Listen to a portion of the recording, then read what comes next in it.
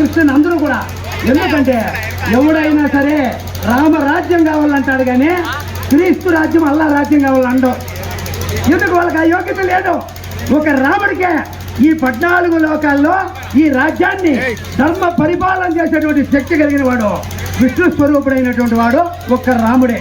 అందుకనే రాముడు ఎక్కడైతే రామనామ జరుగుతుందో, రామనామ స్మరణ, ఆ దేశం పవిత్రమవుతుంది.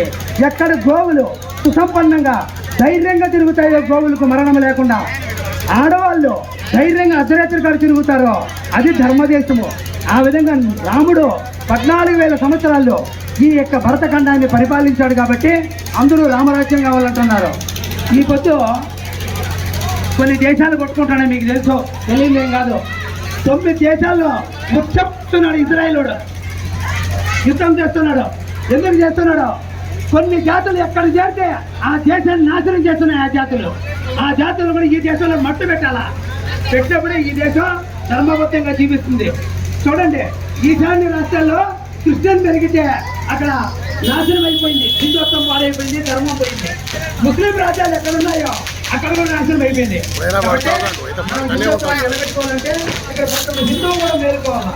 మేలుకొని ఈ రాష్ట్రము, ఈ దేశంలో ఎవరు లేరు, ఉన్నదంతా హిందువులే.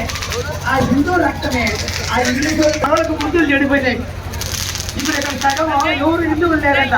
మన ఒక ఆయన అంటున్నాడు, అయ్యా పశువుల మైనా దేవుడు తెలుసు మీకు, చెప్పండి. ఈ దేశంలో మైనార్టీస్ ఎవరు? హిందువులు. ఎవరి మాట అయితే నడవదో వాళ్ళు మైనార్టీస్. ఎవరైతే ఇక్కడ మైనార్టీలుగా ఉన్నారో వాళ్ళ ప్రభుత్వాలు నడుస్తున్నాయి. ఇక్కడ ఇది మన దౌర్భాగ్యం. ఈ దౌర్భాగ్యం నుంచి మనం బయటపడాలంటే మన రాజ్యాలు సంపాదించుకోవాలా. మన రాజ్యాలు అంటే ఏంటివి?